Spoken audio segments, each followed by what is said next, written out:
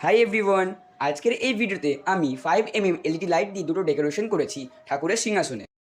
তো বন্ধুরা, তোমাদের কাজ হলো দুটো ডেকোরেশনকে দেখা এবং যেটা বেশি ভালো হয়েছে সেটাকে কমেন্ট বক্সে কমেন্ট করা, এবং যদি ভিডিওটি ভালো লেগে থাকে তাহলে ভিডিওটা একটা লাইক এবং চ্যানেলকে সাবস্ক্রাইব করা। তো চলুন ভিডিওটি শুরু করা যাক।